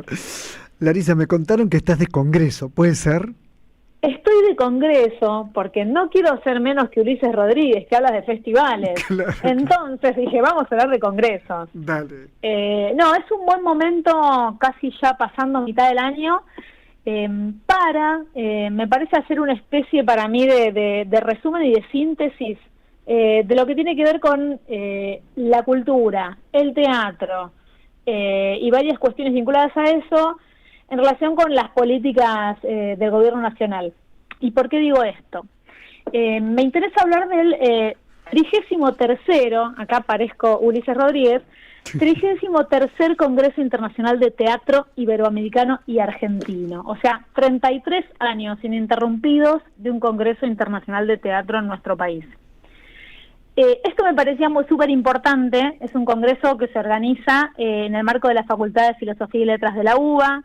Lo organiza también un grupo histórico, que es el GT, el Grupo de Estudios de Teatro Argentino Iberoamericano. Y quería, de alguna manera, en esta mitad del año, hablar del Congreso, que se va a realizar a partir del martes que viene, es del 5 al 8 de agosto, en la Facultad de Filosofía y Letras, porque la verdad es que sintetiza, de alguna manera, varias dimensiones de las cuales está atacando el gobierno nacional. Me refiero, desde que inició su gestión, me refiero a la universidad pública, me refiero al sistema científico nacional, a las expresiones culturales nacionales en general y al teatro en particular. O sea, hay varias dimensiones ahí que están claramente sufriendo el ajuste del gobierno nacional. Y este congreso las aglutina, tiene, como dije, 33 años. Me parece, fue fundado en su momento, comenzó su origen por el profesor Osvaldo Pelletieri, que falleció ya hace varios años, pero me parece interesante, dentro de un equipo de investigación que sigue desarrollándose, que está formado además por investigadores del Sistema Científico Nacional, por becarios, investigadores de CONICET, por docentes de la universidad pública, de la universidad de carreras de grado, de carrera también de la escuela media, o sea, retoma, digamos, de alguna manera, aglutina varias comunidades. El Congreso en sí reflexiona, como todos los años, en términos de teóricos y también sobre la praxis teatral, con un eje central que es, me parece, el eje además histórico del equipo y de este Congreso, que es tener una perspectiva crítica e histórica de la investigación teatral. Y lo nombré a Pelletieri porque de alguna manera él allá por fines de los 80 y principios de los 90, de alguna manera profesionalizó la investigación en el área de teatro, ¿no? Aquello que podía ser como una reflexión más del estilo más de hobby, más informal, más de ese estilo, la verdad que ubicándola en el marco de una cátedra, como fue la de Historia del Teatro Latinoamericano y Argentino, ubicando o empezando a desarrollar este congreso, llevando adelante publicaciones vinculadas, fue una manera también para mí de legitimar y de darle solidez a entender y pensar la historia del teatro como patrimonio, además, material e inmaterial. Entonces, un poco quería invitar, además, a los oyentes, a las oyentes, si bien tiene un sesgo académico, el Congreso reúne ponencias de investigadores de Perú, de Colombia, de Chile, de Estados Unidos, de México, de España, de Uruguay, o sea, es realmente internacional. Tiene unas mesas especiales sobre las que quería destacar la relación entre cómo este equipo y este congreso piensa el teatro vinculado a la coyuntura y a las condiciones de producción del teatro actual. ¿Cómo lo piensa el grupo? Y primero, desde una mirada que valora la identidad y la historia de una comunidad, ¿sí? Como un acervo de conocimientos, como el teatro transmitido de una generación a otra, el teatro como patrimonio, el teatro como una manera de interrogarse una sociedad, una comunidad, por un sentido histórico y por un sentido político. Ese es el eje y la línea en el que se trabaja en el equipo. Se piensa más el teatro siempre desde las condiciones de producción del discurso, desde las relaciones con el mercado, y la teoría desde ese lugar. Entonces, me pareció interesante que no es un campo de investigación solo pensado a partir de espectáculos, ¿no? O de la producción artística disociada de su contexto, sino siempre en un anclaje histórico, siempre en un anclaje político. Bueno, tu tesis, que es excelente, va por ahí. Bueno, es que la verdad es que yo me formé con Pelletieri, en términos de perspectiva me refiero, ¿no? Digo, de siempre entender que la praxis o la disciplina que nos lleve adelante, y acá digo, me extiendo más allá del teatro en este caso, siempre tiene que tener una perspectiva histórica, estar ubicada en tiempo y espacio. Si no, es imposible, digamos, entender en un sentido amplio qué significa eso en el marco de una sociedad, en relaciones de poder, en relaciones de producción. O sea, si no, estamos hablando en un punto casi en el vacío. Y en ese sentido quería dar como una referencia, porque todas las actividades del Congreso son abiertas al público en general, son gratuitas, se realizan en la sede de Filosofía y Letras, que queda en la calle 25 de Mayo, esquina Perón, ahí en Microcentro. A partir del martes quería retomar o por lo menos invitar a 3 actividades específicas, que son 3 mesas redondas. Una tiene que ver con lo que este equipo, digamos, en el Congreso se edita ya hace 30 años la revista Teatro 21. Hay una mesa redonda sobre qué significó hace 30 años y durante 30 años ininterrumpidamente editar y publicar una revista académica vinculada a la divulgación y al análisis y a la crítica teatral. ¿Cómo se consigue esa revista? Mira, la revista ahora, por suerte, está online. Si uno entra en la página de la Facultad de Filosofía y Letras, hay una sección de revistas académicas y está la revista Teatro 21, que es digital y sale una vez por año. Y se puede leer y descargar en PDF, la edición es hermosa, porque obviamente dejó de salir en papel ya hace varios años, a partir de los múltiples recortes presupuestarios que ha sufrido no solo la universidad, sino el país, digo, ¿no? No voy a ser tan específica, pero bueno, es una revista que se sigue editando, sigue teniendo la misma calidad, y llevar adelante este tipo de proyectos que sin interrupción, con las particularidades económicas y presupuestarias de nuestro país, me parece que merecía una mesa. Esta mesa se hace el martes 5 de agosto a las 12 del mediodía. Martes 5 de agosto, 12 del mediodía. A las 12 del mediodía, en 25 de mayo, 221. No, y me gusta mucho que lo traigas a Pelletieri, aquí digo al recuerdo, ¿no? Porque yo lo conocí, lo traté, yo era crítico del diario La Nación y no tenía un conocimiento fluido con el sainete, y él me abrió muchísimo esa puerta para que yo comprendiera un género que qué sé yo, que no terminaba de, no sé si la palabra no es entenderlo, no terminaba de captar la esencia del sainete, pero Sí, me abrió un camino ahí. Sí, creo que esto que vos decís de no es que uno no lo entiende, sino entender la complejidad Claro, y en ese es el perspectiva punto. histórica, Claro. la significación en la historia de nuestro teatro del sainete, con el contexto social que lo referencia. No habría grotesco criollo sin sainete. El sainete, Totalmente. el grotesco criollo es la interiorización del sainete. En algún punto es eso. Ahí hay una metodología también que él me parece que pudo desarrollar, que para mí es además para mí y para todos, digo, es un paradigma de investigación, que es cómo entender esas formas teatrales en perspectiva histórica, ¿no? Claro, y ubicar que es la manera de entenderlas. Exactamente, Obviamente. como una evolución de las formas, pero en un contexto. Exactamente.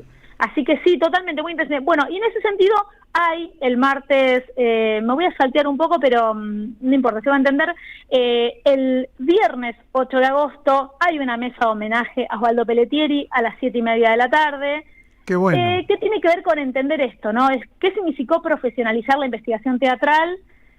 A lo que se sumó, creó una maestría en teatro y cine latinoamericano y argentino, digamos, como revalorizar nuestra condición de producción desde lo nacional e incluso desde lo regional, propia, ¿no? Excelente.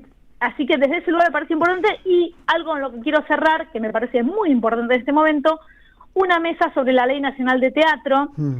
¿Y qué pasa con el decreto 345? Que tanto costó, ¿no? La ley. Y bueno, esta mesa, señor, justamente, este señor, por llamarlo de alguna manera, ¿no? El presidente la destruyó. O sea, está suspendida. Creo que tiene que ver, totalmente, creo que tiene que ver eso con, la complejidad que significa el decreto 70/2023, que significa que la Corte Suprema no siga sin tratarlo. ¿Y qué significa en términos generales, además, para el campo cultural y para el campo teatral? El desarme, de alguna manera, la deconstrucción, de alguna manera, del Instituto Nacional del Teatro. Te mando un fuerte abrazo, no tengo más tiempo, pero... Están invitados entonces, y te mando un abrazo grande, Osvaldo. Era Larisa Rivarola, excelente como siempre, 23:44, gracias Raúl desde Córdoba. Buenas noches, me dice, gran programa, muchas gracias Raúl. María José, buenas noches. Osvaldo, los escucho, coincido con tu análisis respecto de la gravedad de la crisis que estamos atravesando. Bueno, hoy estamos viviendo un gobierno que busca el equilibrio fiscal a costa del desequilibrio social, perdón. Estamos presenciando la destrucción del Estado.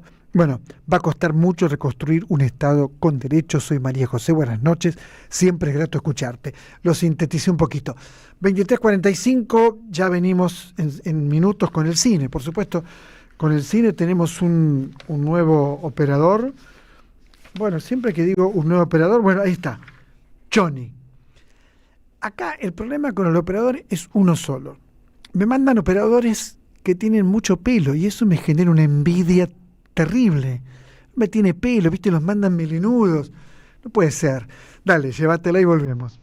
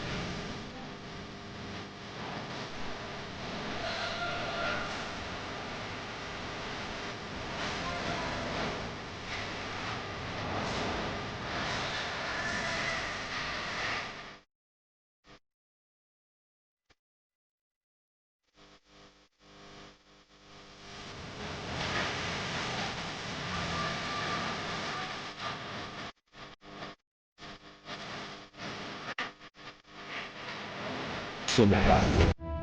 Buscamos la verdad siempre. En AM530 pasan muchas cosas y todo lo que pasa está en la red. Somos Radio AM530 en Instagram. Entérate de lo que pasa. AM530. Somos redes. Somos radio. En AM530 pasan muchas cosas y todo lo que pasa está en la red. Somos Radio AM530 en Twitter. Entérate de lo que pasa. AM530. Somos redes. Somos radio. En AM530 pasan muchas cosas y todo lo que pasa está en la red. Somos Radio AM530 en YouTube. Entérate de lo que pasa. AM530. Somos redes. Somos radio. Deja tu mensaje en nuestra línea de oyentes de WhatsApp. 11 3200 0530. La lucha política en cualquier país de Latinoamérica es todos los días y todas las horas y todos los minutos. Buscamos informar, escuchar, debatir, pensar, para acercarnos entre todos a la realidad. AM530 Somos Radio. Buscamos la verdad siempre.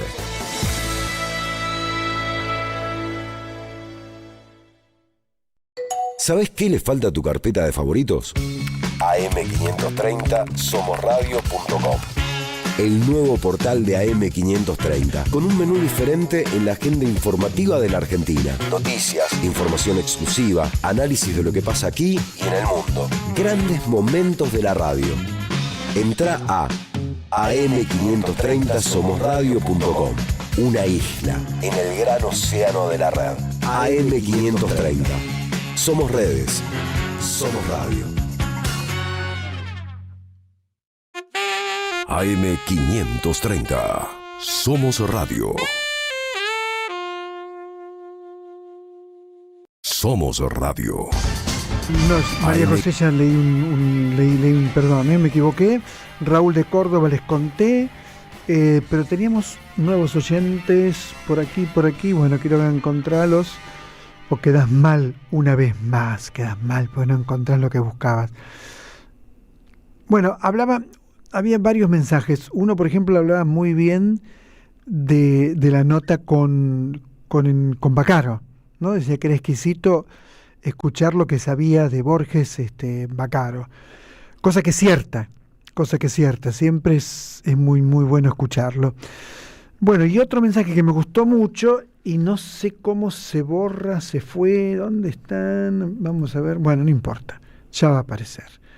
Pero hablaba de el vínculo que uno entabla con los invitados, ¿no? Que es un vínculo siempre de respeto, de escucharlos, un vínculo, bueno, yo diría, sí, sobre todo de respeto, del deseo de que cada uno pueda explicar y decir todo lo que tiene ganas de decir, ¿no es cierto? De esto se trata. Bueno, les cuento que estoy leyendo un libro excelente de Edgardo Scott, Yo soy como el rey de un país lluvioso, es el título, y que tiene que ver con la maldad. Probablemente para el próximo programa voy a hablar de ese libro, como también voy a hablar de otro libro excelente de María Negroni. Gran poeta María Negroni, Colección permanente es el título, y es muy excelente. Pero ahora tengo, por supuesto, alguien que sabe mucho de cine, que nos lleva a pasear por todas partes, que es Ulises Rodríguez. ¿Cómo te va, Ulises? ¿Cómo estás? Hola, buenas noches. Qué lindo lo de pasear. Es verdad. Contame. Porque no habíamos ido nunca a la parte norte del país, así que vayamos un ratito al norte, a Tucumán, ¿sí? Más sencillamente a los tucumanos, porque están pasando cosas en Tucumán. Entre otras cosas, un festival de cine que arrancó hace 2 días, que es el Festival Latinoamericano de Cine Gerardo Vallejo, que cumple 20 ediciones. Este año cumple 20 ediciones, donde le dan mucho espacio a las películas tucumanas, porque más allá de que acá no nos enteremos mucho, en Tucumán se produce, es una de las provincias que más produce, te diría yo, en el norte, es la provincia que más produce, que más cine produce, que tiene más gente haciendo cine. Puedo nombrar 3 o 4 películas así que pueden llegar a sonar, como por ejemplo El moto arrebatador, no sé si te suena. Sí. ¿Sí? Planta Permanente es una película hecha también, si bien está filmada en La Plata, está dirigida por tucumanos. La película Los Dueños, y en la película Los Dueños abro un pequeño paréntesis porque la historia de Los Dueños, ¿sí?, que es una película de Ezequiel Radusky y de Toscano, si se fijan bien y si la pueden ver, la van a encontrar, si la buscan ahí googleando un poco a la película, van a encontrar que es la misma historia, o parecida si quieren, de lo que fue la película Parasite, la coreana que ganó el Oscar, pero filmada 5 años antes en Tucumán. Les dejo esa tarea para el hogar. ¿Sí? Bueno, cuestión que en Tucumán hay un festival de cine en este momento, pero a la vez hay un ciclo de cine tucumano que está al alcance de todos, porque lo está pasando el canal Barricada TV, que es un canal autogestivo, un canal con una mirada alternativa, que se puede ver desde YouTube, que es el ciclo de la gente de Tucumán Audiovisual, que están presentando cortometrajes en ese ciclo de cine negativo, que así se llama el programa, pero me gustaría que escuchemos a Gustavo Caro, que es uno de los impulsores y uno de los que está llevando adelante este ciclo, donde nos va a presentar el ciclo de Tucumán Audiovisual. Después les voy a contar nuevamente cómo pueden hacer para verlo. ¿Sí? El ciclo surge por una propuesta de la producción del programa Cine Negativo de Barricada TV. Nos hacen llegar la invitación a ser parte de esa programación a la Asociación Tucumana Audiovisual, que es una asociación que está formada acá en Tucumán por trabajadores audiovisuales. Y bueno, hicimos una curaduría donde tratamos de incluir materiales que abarquen más o menos la producción de los últimos 10 años. También una de temática muy inclusiva, de estéticas muy amplias. Tucumán tiene una característica muy diversa en su producción cinematográfica, muy rica. Y en principio pudimos programar 2 ciclos, ¿no? o 2 programas dentro de un ciclo. Son como 2 entregas hasta ahora que están colgadas en el canal que Barricada TV tiene en la plataforma YouTube. La idea es darle continuidad a este ciclo en el transcurso del año con distintas temáticas que podrían ir entrando en la agenda, porque ha quedado muchísimo material afuera y nos interesa que se puedan conocer también en esta oportunidad que nos da el canal Barricada TV de difundirnos más allá de la región, ¿no? Son materiales que no tienen mucha circulación fuera de los ámbitos de festivales o ciclos que se dan por acá, por la zona. Así que esta entendemos que es una gran oportunidad para que el público argentino conozca al cine tucumano. Qué bueno, Ulises, qué bueno realmente, ¿eh? Bueno, buenísimo, ¿no? Porque, como dice Gustavo Caro, es una gran oportunidad para que más allá de Tucumán se conozca lo que se está haciendo en esa provincia, que, como les digo, es muy rico, muy auténtico, con mucha identidad tucumana. El cine tucumano, o sea, decir el cine tucumano parece como que quedara fuera de la Argentina, ¿no? Pero el cine hecho en Tucumán tiene... Bueno, es muy importante, hecho en Tucumán, muy importante. Tiene un sello muy significativo además, o sea, claro. Vieron que el tucumano es muy gracioso y tiene un humor muy particular, no sé si han visto. Bueno, ¿ha visto? Bueno, en ese caso... eso se transmite también en el cine que se produce en esa provincia. Así que los invito a que entren al canal de YouTube de Barricada TV y que busquen en Cine Negativo el ciclo de cine tucumano.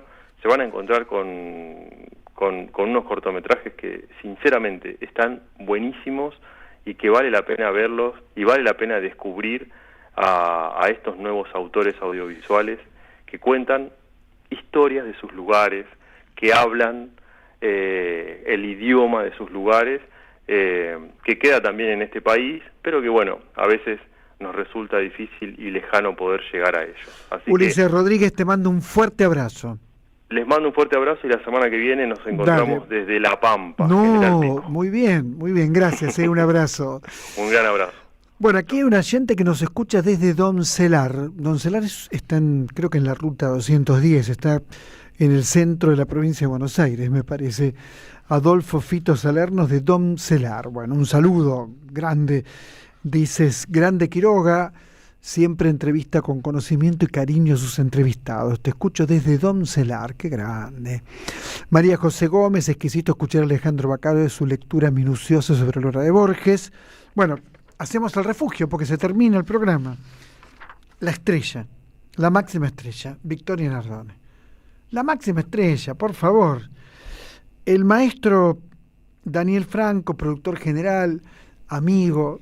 Lo único que a él le gusta el pescado. A mí no me gusta mucho el pescado, pero algunos pescados sí, pero a él le gusta todo el pescado. No entiendo cómo le puede gustar todo el pescado. Gran tipo, productor general, también un alma.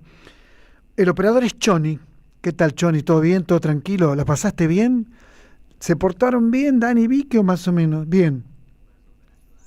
Te super ayuda. Muy bien, muy bien, muy bien. Siempre queremos serrucharle el piso a alguno, pero se hace difícil porque todos laburan muy bien, entonces se complica un poco. Operador de video, Pablo Casasola. Diseño de flyers, Paula Aguirre. Redes, Violeta Falco. Idea, conducción, quien les habla, Osvaldo Quiroga, y nos reencontramos, por supuesto, sí, la nombré, ¿no? Sí, te nombré. Sí, Violeta Falco. Grande. Nos reencontramos, por supuesto, el jueves que viene para hacer, como siempre, El Refugio. Va a estar Vicente Batista con nosotros, que ganó el premio Rómulo Gallegos y lo fue a buscar a Caracas. Un abrazo, gracias por acompañarnos.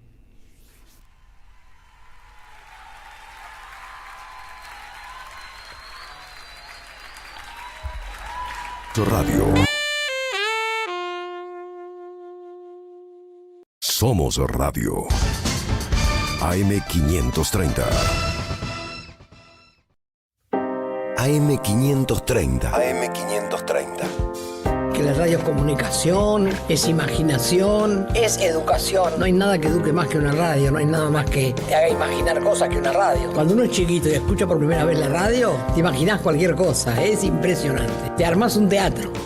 AM530, la radio de las madres de Plaza de Mayo. AM530 Somos Radio. Buscamos la verdad siempre. AM530 Somos Radio. Buscamos la verdad siempre, siempre, siempre, siempre. AM530 Somos Radio. Buscamos la verdad siempre.